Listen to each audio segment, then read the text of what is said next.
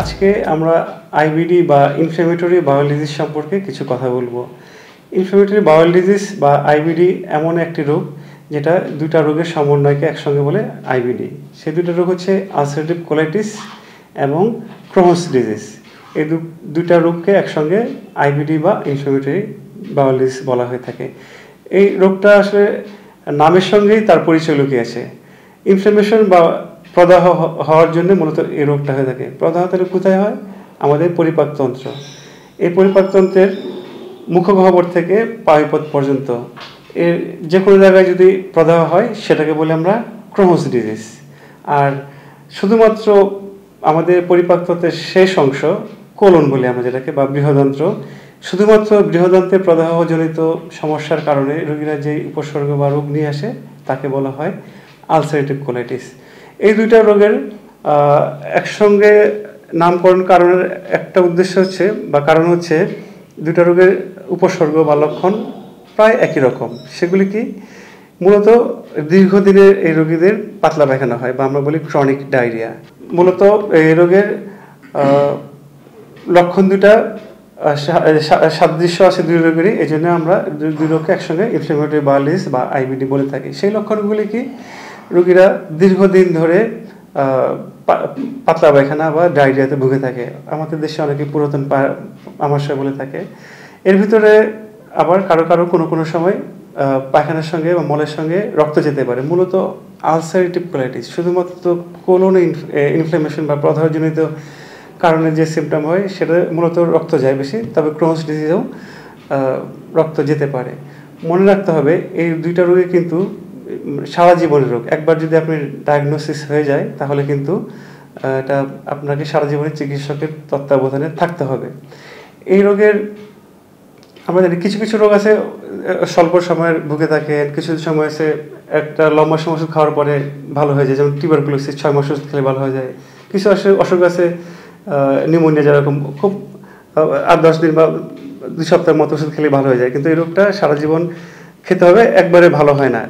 যেমন ডায়াবেটিস, আপনি নিয়ন্ত্রণযোগ্য রোগ কিন্তু পুরোপুরি ভালো হয় না। এই রোগ দুইটাও অলমোস্ট একই রকম, একেবারে নির্মূল হয়ে যাওয়ার মতো না, কিন্তু নিয়ন্ত্রণযোগ্য রোগ।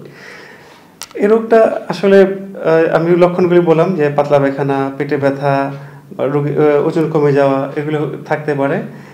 এবং কোনো ক্ষেত্রে যাদের দীর্ঘদিন ধরে বছরের পর বছর ধরে এই রোগ থাকে তাদের বিশেষ করে আলসারেটিভ কোলাইটিসে ক্যান্সার, কোলনে ক্যান্সার নিয়েও আসতে পারে। এবং ক্রোনস ডিজিজের কারণে অন্যান্য কিছু জটিলতা তৈরি হতে পারে, খাদ্যনালী সংকুচিত হয়ে যেতে পারে। এই সমস্ত রোগীদের রিপিটেডলি খাদ্যনালী সংকুচিত হয়ে যাওয়ার জন্য অপারেশন লাগতে পারে।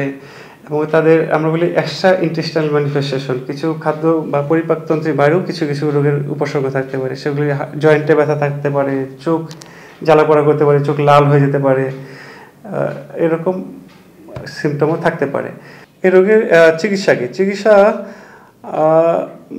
চিকিৎসা মূলত প্রদাহ একবারে নির্মূল করার ওষুধ নেই, কিন্তু নিয়ন্ত্রণযোগ্য ওষুধগুলি রয়েছে।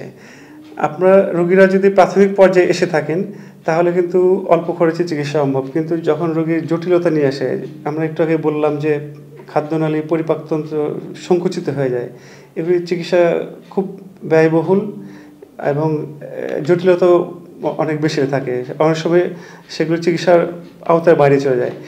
রোগীরা যেটা সাধারণত ভুল করে থাকে, পাতলা পায়খানা হলে অনেক সময় হাতুড়ি ডাক্তারের কাছে যায় বা সাধারণ চিকিৎসকের যায়। এই রোগটা সেটা করা উচিত নয়। এটা বিশেষজ্ঞ, বিশেষ করে পরিপাকতন্ত্র বিশেষজ্ঞ গ্যাস্ট্রোএন্টারোলজিস্টের তত্ত্বাবধানেই চিকিৎসা করা উচিত। শুধুমাত্র এই রোগের চিকিৎসার জন্যে আমাদের শেখ রাসেল জাতীয় গ্যাস্ট্রো লিভার ইনস্টিটিউট ও হাসপাতালে প্রতি সোমবারে আইবিডি ক্লিনিক নামে এক ক্লিনিক আছে, সেটাতে রোগীরা এসে থাকেন এবং সারা বাংলাদেশ থেকে এখানে রোগীরা রেফার হয়ে আসেন। এতে রোগীদের সাশ্রয়ী মূল্যে সরকারি হাসপাতাল চিকিৎসার সুযোগ মেলে।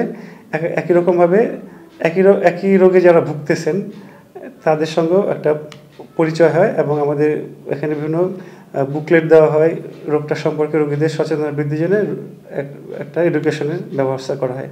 আমরা জানি একটা রোগ সম্পর্কে শুধু ওষুধ লিখে দেওয়াটাই শেষ কথা নয়, রোগ সম্পর্কে জ্ঞান বা এডুকেশন কিন্তু একটা গুরুত্বপূর্ণ অংশ যে কোনো দীর্ঘমেয়াদী বা ক্রনিক ডিজিজের ক্ষেত্রে, সেটা এখানে নিয়মিত করা হয়। আর কোনো কোনো বিশেষ ক্ষেত্রে অপারেশন লাগতে পারে, এটাকে বলা হলো।